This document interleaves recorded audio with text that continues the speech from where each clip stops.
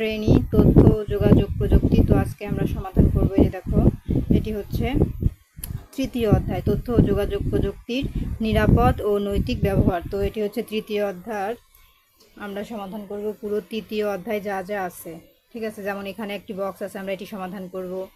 তারপরে সমাধান করব হচ্ছে নিচে দেখো আরও অনেকগুলো বক্স আছে, এই যে এখানে আরও একটি বক্স আছে 41 পৃষ্ঠা, এটি সমাধান করব।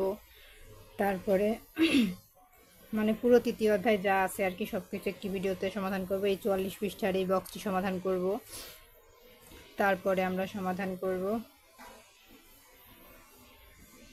এই যেখানে আরও একটি বক্স আছে, আমরা এটি সমাধান করব। তারপরে আমরা নেক্সটে চলে যাব। দেখো এখানে আরও একটি বক্স আছে, এই যে এই বক্সটি সমাধানের পর আর একটি বক্স আছে, এই বক্সটি সমাধান করব। এটি হচ্ছে, তো এটির পরে আমাদের দেখো এখানে নমুনা প্রশ্ন আছে, ঠিক আছে, এগুলো সমাধান করবো। এগুলো সমাধানের পর চতুর্থ অধ্যায়, আমরা চতুর্থ অধ্যায় আরেকটি ভিডিওতে দেখাবো। তো আজকে আমরা পুরোপুরি তৃতীয় অধ্যায় যা যা আছে সব কিছু একটি ভিডিওতে দেখাবো। তো চলো আমরা প্রথম থেকে ভিডিওটি শুরু করি।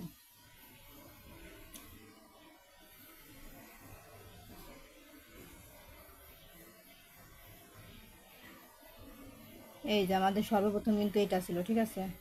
এই দেখো তৃতীয় অধ্যায় থেকে এই যে এখান থেকে শুরু। এই বক্সে দেখো এখানে কি বলেছে,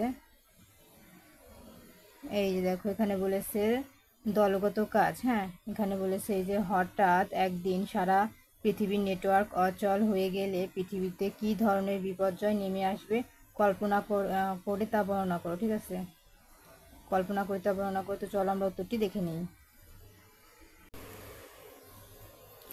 উত্তর দেখো এখান থেকে, ঠিক আছে। এই হচ্ছে প্রশ্ন, যেটি প্রশ্ন ছিল সেটি হচ্ছে এই, যার উত্তর হচ্ছে এখান থেকে। যোগাযোগ বিচ্ছিন্নতা, মোবাইল, ইমেল, সামাজিক যোগাযোগ মাধ্যমসমূহ, বিভিন্ন ডিজিটাল যোগাযোগ ব্যবস্থা বন্ধ হয়ে যাবে। তারপর 2 আছে ব্যাংকিং ও আর্থিক খাতের বিপর্যয়, অনলাইন লেনদেন, এটিএম, বিকাশ, রকেট ইত্যাদি বন্ধ হয়ে যাবে। আর্থিক কর্মকাণ্ডে বিশৃঙ্খলা সৃষ্টি হবে।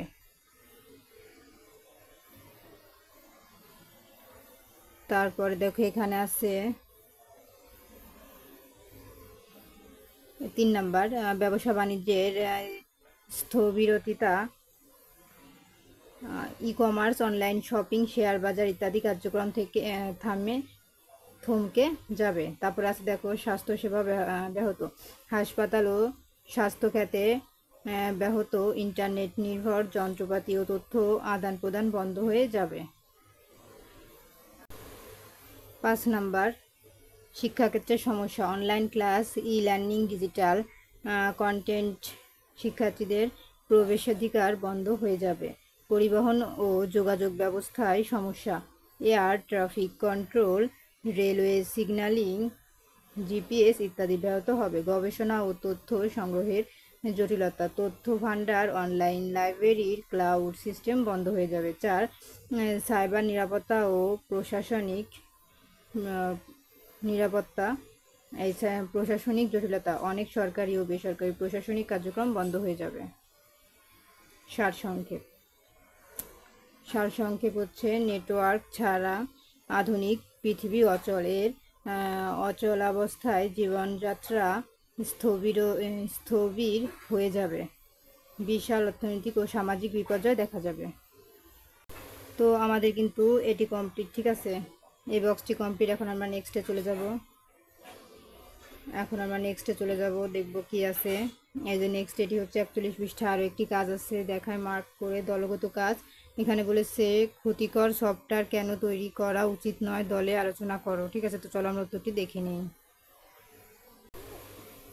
তো এই দেখো এটি ছিল প্রশ্ন, আর এখান থেকে উত্তর শুরু। ক্ষতিকর সফটওয়্যার বা ম্যানুয়ার এমন এক ধরনের প্রোগ্রাম যা মানুষের বা প্রতিষ্ঠানের কম্পিউটার সিস্টেম ক্ষতি সাধনের উদ্দেশ্যে তৈরি করা হয়। এটি virus, worm, Trojan, spyware, ransomware ইত্যাদি বিভিন্ন রূপে দেখা যায়। এই ধরনের সফটওয়্যার তৈরি করা এবং ছড়ানো অন্তত নিন্দনীয় ও অপরাধমূলক কাজ। নিচে এ বিষয়ে বিস্তারিত আলোচনা করা হলো। তো নিচে দেওয়া হলো যে ব্যক্তিগত, এই যে দেখো এখানে আছে ব্যক্তিগত ক্ষতি, হ্যাঁ, এই যে ব্যক্তিগত ক্ষতি, নিচে আরও আছে, এই জন্য এখানে তীর চিহ্ন দেওয়া আছে। ক্ষতি সফটওয়্যার ব্যবহার করে ব্যক্তিগত ছবি, তথ্য, পাসওয়ার্ড, ব্যাংক অ্যাকাউন্টের তথ্য চুরি করা যায়, এতে একজন মানুষের ব্যক্তিগত নিরাপত্তা হুমকির মুখে। 2. আর্থিক ক্ষতি। ব্যাংক বা আর্থিক প্রতিষ্ঠানে এই সফটওয়্যার ছড়িয়ে দিলে কোটি কোটি টাকার ক্ষতি হতে পারে, অনেক সময় পুরো কোম্পানি দেউলিয়া পর্যন্ত হয়ে যেতে পারে। 3. সামাজিক বিশৃঙ্খলা। মিথ্যা তথ্য ছড়ানো, ভুয়া অ্যাকাউন্ট তৈরি, হ্যাকিং ইত্যাদির মাধ্যমে সমাজে ভয়, বিভ্রান্তি ও বিশৃঙ্খলা তৈরি হয়। তো আমরা কিন্তু এটি করে দিয়েছি, ঠিক আছে। তো এগুলো তোমাদের এইগুলো দল হয়ে আলোচনা করতে হবে, ঠিক আছে, মানে দলে ভাগ হয়ে এগুলো কিন্তু তোমরা আলোচনা করবা। তো চলো আমরা এখন নেক্সটে চলে যাই। নেক্সটে কি বলেছে, নেক্সটে দেখো, এটা হচ্ছে 44 পৃষ্ঠা। 44 পৃষ্ঠা এখানে বলেছে এই যে কম্পিউটার ভাইরাসে আক্রান্ত হলে কি করা উচিত তা দলে বর্ণনা করো, মানে কম্পিউটারে আক্রান্ত হলে কি করা উচিত তা তোমরা দলে বর্ণনা করবা। তো চলো আমরা উত্তরটি দেখে নিই। তো দেখো, এই হচ্ছে প্রশ্ন, ঠিক আছে, আর এই হচ্ছে উত্তর। ইন্টারনেট সংযোগ বন্ধ করুন, ভাইরাস ছড়িয়ে পড়া বা ডেটা চুরি হওয়ার ঝুঁকি কমাতে ওয়াইফাই বা ইন্টারনেট যোগাযোগ বন্ধ করুন। 2. অ্যান্টিভাইরাস সফটওয়্যার চালান, ভালো মানের অ্যান্টিভাইরাস যেমন উইন্ডোজ, ডিফেন্ডার, অ্যাভাস্ট, ক্যাসপাসকে দিয়ে পুরো কম্পিউটার স্ক্যান করুন। তারপরে দেখো এখানে নেক্সটে আছে আরও 3 নাম্বার, ঠিক আছে। দেখো এখানে 3 নাম্বারে কি বলেছে। 3 নাম্বারে বলেছে আক্রান্ত ফাইল মুছে ফেলুন বা কোয়ারেন্টাইনে রাখুন। স্ক্যান করার পর ভাইরাস সংক্রান্ত হলে অ্যান্টিভাইরাসের পরামর্শ অনুযায়ী সেই ফাইল ডিলিট বা কোয়ারেন্টাইনে রাখুন।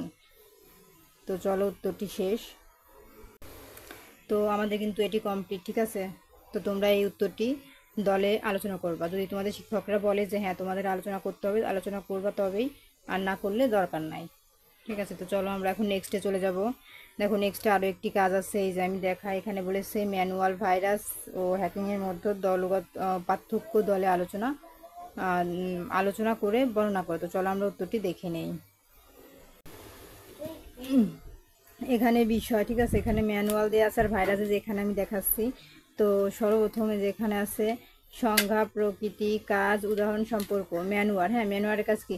এটি একটি ক্ষতিকর সফটওয়্যার যা কম্পিউটারে ক্ষতি হবে একটি প্রোগ্রাম বা সফটওয়্যার তথ্য চুরি, নষ্ট, এটা কিন্তু একটাই ঘরের মধ্যে। প্রথমে ম্যানুয়াল, তারপরে ভাইরাস, তারপরে কিন্তু এখানে হ্যাকার, ঠিক আছে, এক লাইনে। কিন্তু আমার এক লাইনে স্ক্রিনে ধরতেছে না দেখে আমি প্রথমে এই ম্যানুয়াল, তারপরে ভাইরাস, তারপরে হচ্ছে হ্যাকার দেখাচ্ছি, ঠিক আছে। কিন্তু তোমরা কিন্তু এক লাইনে, মানে এরকম এক লাইনেই লিখবা 3টি, ঠিক আছে। তো প্রোগ্রাম বা সফটওয়্যার, তথ্য চুরি, ফাইল নষ্ট, নিয়ন্ত্রণ নেওয়া। তারপরে আছে ট্রোজার, স্পাইনওয়ার, র্যান সমূহওয়ার। তারপরে এখানে আছে সম্পর্কে আছে ভাইরাস সমূহ আরও অনেক ক্ষতিকর সফটওয়্যারের সমষ্টি। এখন আমি ভাইরাস দেখাই, এক লাইনে কিন্তু তোমরা লিখবা, ঠিক আছে, এরকম এক লাইনেই লিখবা। এই দেখো এখন কিন্তু ভাইরাসে চলে এসেছি। ওই এক লাইনে লিখতে বলছিলাম ভাইরাস, তারপরে হ্যাকিং, এই এক লাইনে স্ক্রিনে ধরতেছে না দেখে আমি এরকম করে দেখাচ্ছি। তো ভাইরাস কী হবে? এটি ম্যানওয়ার একটি ধরন যা নিজে এড়াতে পারে, ঠিক আছে। মানে ওই যে ওখানে যেমন আমি ম্যানুয়াল দেখালাম, ওই ম্যানুয়ালের ওই লাইনেই এই লাইন হবে, তারপরে এই লাইন হবে, ঠিক আছে, এক লাইনে। প্রথম লাইনে দ্বিতীয় লাইন, দ্বিতীয় লাইন, তৃতীয় লাইন, তৃতীয় লাইন, এরকম, ঠিক আছে। তারপরে যে চতুর্থ লাইন, তোমরা স্ক্রিনশট দিয়ে নাও। এখন আমি এই হ্যাকারটা দেখাই, ঠিক আছে। এই যে দেখো হ্যাকারটা চলে এসেছে, ঠিক আছে, ওই একই লাইনে কিন্তু, এটা কিন্তু সে ওই যে সেটটা, এই যে আমি দেখাই, সে ভাইরাসেরটা, ঠিক আছে, এটা কিন্তু ভাইরাসের লাইন, তারপরে হবে হ্যাকারের লাইন। প্রথমে ম্যানুয়াল, ভাইরাস, তারপরে হ্যাকিং, ঠিক আছে, হ্যাকিং। এখানে একটি ঘর, এখানে একটি ঘর, এখানে একটি ঘর, 3টি ঘর হবে। প্রথম লাইনের সাথে এই লাইন, দ্বিতীয় লাইনের সাথে এই লাইন, তৃতীয় লাইন এই লাইন, চতুর্থ লাইন এই লাইন এবং পঞ্চম লাইন এই লাইন, ঠিক আছে।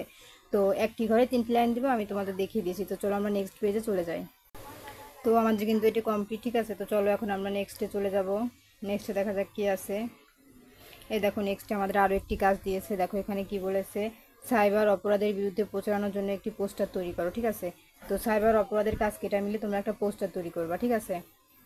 তো এগুলো খুব একটা ইম্পর্টেন্ট না, তোমাদের করতে দিবে না, তবুও আমি উত্তরটি দেখিয়ে দিচ্ছি। পোস্টার কীভাবে তৈরি করা, মানে সাইবার অ্যাকাউন্ট হচ্ছে সাইবার অপরাধের বিরুদ্ধে প্রচারণার জন্য একটি পোস্টার। দেখো রিংয়ের মধ্যে আছে, আমি দেখিয়ে দিচ্ছি। এই যে দেখো এখানে এই পৃষ্ঠাতে আছে, ঠিক আছে। এই যে দেখো সাইবার অপরাধ, তোমরা যে এখান থেকে এখানে রিডিং করলেই পেয়ে যাবে। এই যে এত সালে এত তারিখে ঘটেছিল, এই যে এখান থেকে এতখানি, হ্যাঁ, শতাধিক, এইসব লিখে একটা পোস্টার তৈরি করবা। তো চলো এখন আমরা নেক্সটে চলে যাব।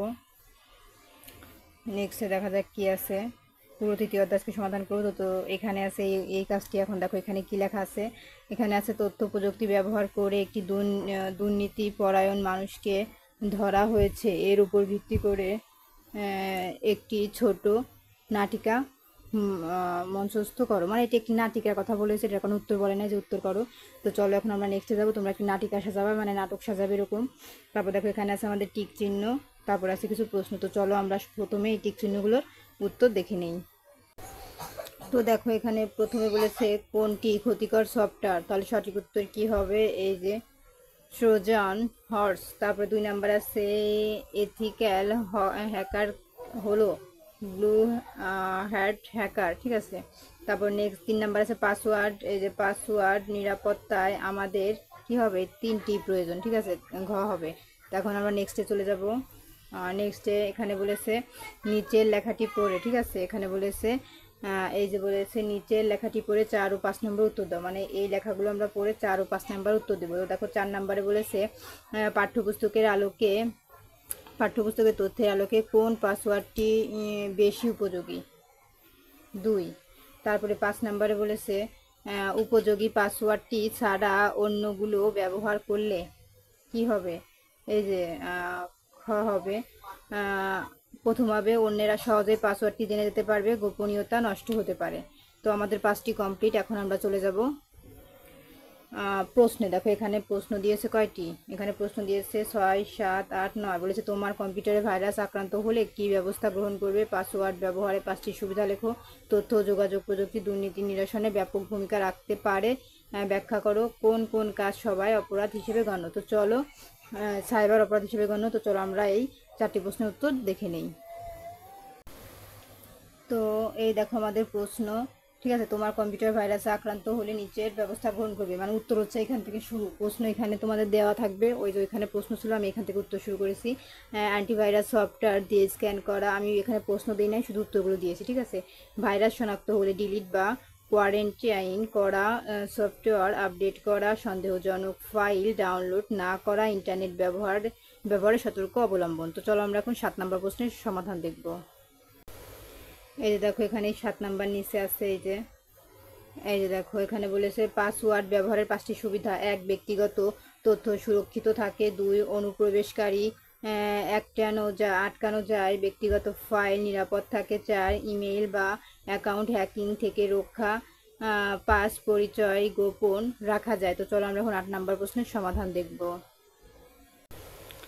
তো এই যে দেখো আমাদের 8 নাম্বার, তথ্য ও যোগাযোগ প্রযুক্তি দুর্নীতি নিরসনে ব্যাপক ভূমিকা রাখতে পারে, ব্যাখ্যা।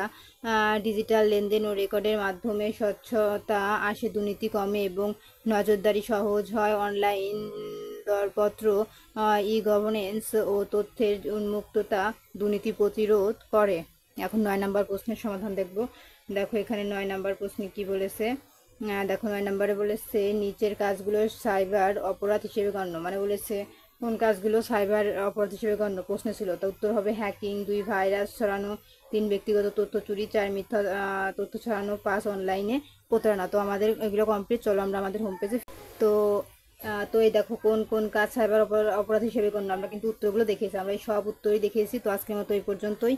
পরবর্তীতে এই 4র্থ অধ্যায়ের ভিডিও দেখার জন্য অবশ্যই সাবস্ক্রাইব মাই চ্যানেল। আর যদি তোমাদের একান্তই কোনো সাবজেক্টের ইম্পর্টেন্ট দরকার হয় ভিডিওর, তাহলে আমাকে কমেন্ট করো, 5 মিনিটের মধ্যে ভিডিওটি আপলোড করা হবে।